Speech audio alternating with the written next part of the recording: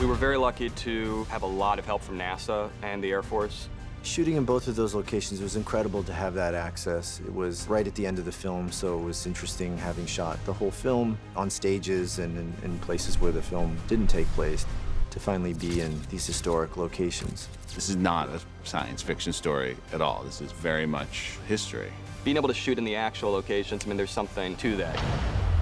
It's a more fun way to make the film with the people who were really there, to hear their stories, to have them be involved actively in the shaping of it as well as they were in the shaping of history. Whenever there's a choice between doing it real and fudging it, the choice has always been made to do it real, and that's pretty impressive.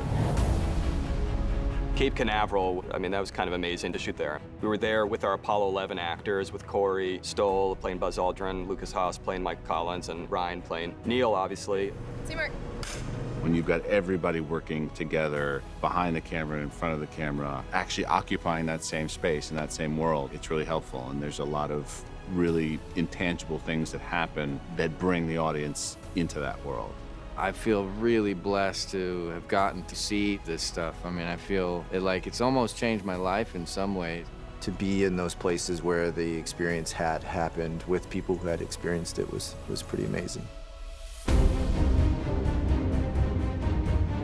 We were able to use the actual van that they drove the astronauts to the launching pad that fateful morning. You see in those old moving pictures of those guys waving and going down, headed towards the rocket.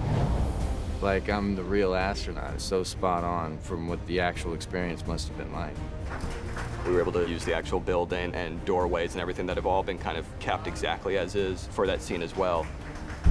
And then, of course, the actual crawler that they used to transport the Saturn V. Jesus, that's a big mother. The VAB building. You feel lucky enough to just see them, let alone to be able to shoot them. Every time you look at the monitor, it's exciting because it's the actual thing. I feel like I was there, you know?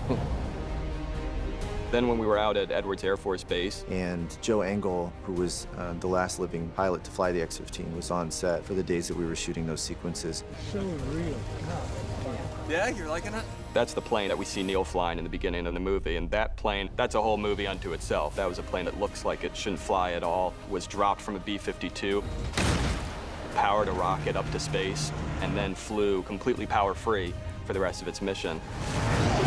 It's just an insane aircraft. To have Joe there and Ryan and all of us shooting again on the actual landing strip where it landed, it was another great moment. That was really cool.